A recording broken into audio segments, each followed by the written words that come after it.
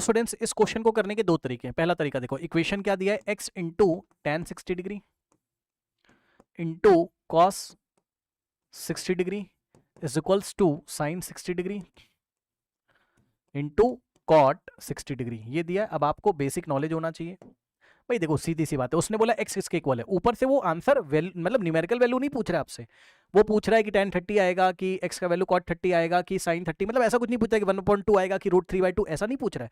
वो आपको trigonometric ratios के टर्म्स में ही पूछ रहा है, तो भैया उसी के टर्म में सॉल्व करो ना। मतलब देखो tan 60 कितना, सॉरी यस, tan थीटा कितना होता है बताइए, tan थीटा होता है sin theta upon cos theta, यही होता है। और cot थीटा कितना होता है, ये होता है cos theta divided by sin theta, है ना। अब थीटा कुछ भी हो, थीटा कुछ भी हो, क्या फर्क पड़ता है। जैसे कि अब यहाँ पे आओ, x ये सब मल्टीप्लाई है, ध्यान देना ये सब मल्टीप्लाई है ना, ठीक है। नाउ अब देखो आप मुझे बताओ x इंटू tan 60 को क्या लिखेंगे बताओ, tan 60 को क्या लिखेंगे, sin 60 अपॉन cos 60, सही है। tan 60 को लिखोगे आप sin 60 degree upon cos 60 degree, value रखने की जरूरत ही नहीं है, इंटू cos 60, ये लीजिए is equals to sin 60 into cos 60 को क्या, सॉरी cot 60 को, cot को क्या लिखोगे, cos अपॉन sin, यानी कि cot 60 को लिखोगे आप cos 60 degree upon sin 60 degree. बात समझ में आई, बात समझो जरा, है ना। ठीक है भाई, जरूरी थोड़ी ना है वो हमें एग्जाम में यही एंगल दे, 60 60 कुछ भी हमें दे सकता है, तो आप समझो बात को भाई। 30 45 60, 30 डिग्री 45 डिग्री 60 डिग्री, इन सब के लिए वैल्यू आपको याद है, मना नहीं कर रहा हूं, है ना। कुछ बच्चे वैल्यू लगा कर रहे हो, क्यों कर रहे हो, क्यों कर रहे हो आप। मान लो उसने यहाँ एंगल चेंज कर दिया, कुछ 15 डिग्री ऐसा ऐसा कुछ कर दिया, तो आपको इसी मेथड से जाना पड़ेगा, है ना। ठीक है, देखो जरा ध्यान से, ये गया ठीक, और साइन 60 से साइन 60 गया। सर कैसे गया, अरे भाई कॉस 60 की कुछ तो वैल्यू होती होगी, जो भी होती होगी, कितनी होती है 1/2 होती, तो 1/2 से 1/2 कट गया, और साइन 60 √3/2 से √3/2 कट गया, मतलब दोनों की वैल्यू सेम तो होगी ना, तो कट गया, क्या दिक्कत है। अब यहां से आया x into sine 60 is equals to क्या बचा,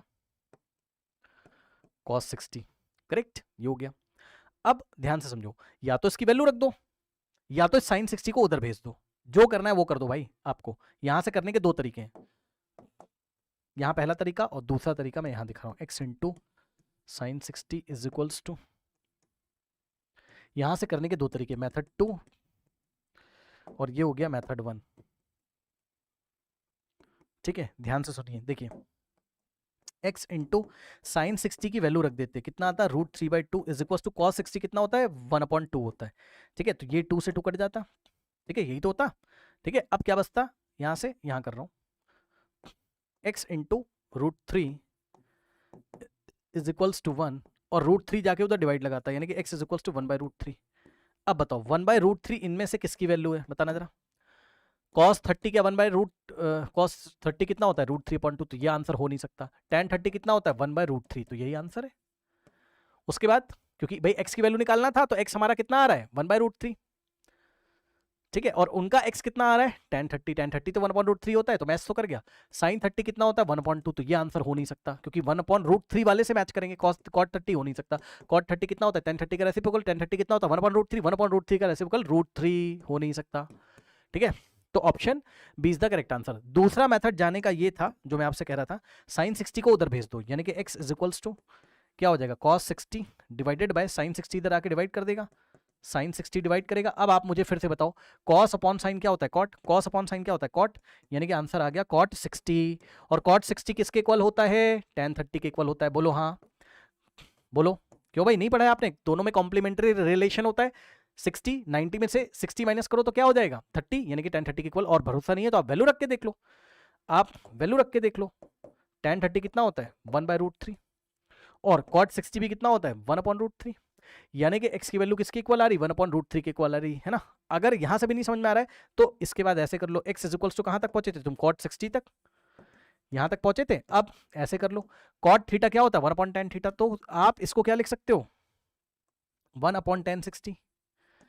भाई cot का रेसिप्रोकल क्या होता है 10, तो cot 60 को 1/tan 60 लिखा, तो 1/tan 60 की वैल्यू रखो, tan 60 कितना होता है √3, ये लीजिए डायरेक्ट यहाँ रखा √3, तो 1/√3 आ गया, तो 1/√3 किसके इक्वल हो जाएगा tan 30 के इक्वल हो जाएगा। जैसे जाना हो वैसे चले जाओ। तो एक तरीका ये था जिसमें कि आपको यहां से सॉल्व करने के दो मेथड थे। अब इसी क्वेश्चन को करने का एक और तरीका देखिए, ठीक है। नेक्स्ट मेथड, इसमें आप स्टार्टिंग से ही वैल्यू रखते हुए चले जाते हैं। जैसे इक्वेशन क्या है, x इंटू tan 60 इंटू, है ना, x into tan 60 into cos 60 into cos 60 is equals to sin 60 into cot 60, sin 60 into cot 60, यही था ना, चेक कर लो। अब वैल्यू रखना शुरू करो, वैल्यू डायरेक्ट ट्रिग्नोमेट्रिक टेबल से रखना शुरू करो। तो x इंटू टेन 60 कितना होता है, √3 इंटू cos 60 कितना होता है, जितना sin 30 होता है, यानी कि 1/2 cos 60 1/2 is equals to sin 60 √3/2, और cot 60 कितना होता है, जितना tan 30 होता है, मतलब 1/√3, cot 60 1/√3। अब सॉल्व कर लो, क्या आ जाएगा, x into √3 into 1 √3, √3/2 is equals to √3 into 1 √3 by 2 into √3 2√3। अब यहां से x की वैल्यू निकालोगे, ध्यान सुनना, ये तो ऐसे ही रहेगा, √3 अपॉन में 2√3 और इंटू ये जब उधर जाएगा, ध्यान सुनो, √3/2 को उधर भेजोगे तो रेसिप्रोकल हो जाएगा, 2/√3 हो जाएगा, ये रेसिप्रोकल हो जाएगा, 2/√3 हो जाएगा। इससे √3 से √3, 2 से 2 कैंसिल, ठीक है। ऊपर कुछ नहीं बचा तो ऊपर बचेगा 1 और नीचे बचेगा √3। तो x की वैल्यू फिर से आ गई कितनी, 1/√3, जो कि किसके इक्वल है, जो कि है tan 30 के इक्वल। जैसे जाना चाहो वैसे जा सकते हो, करेक्ट।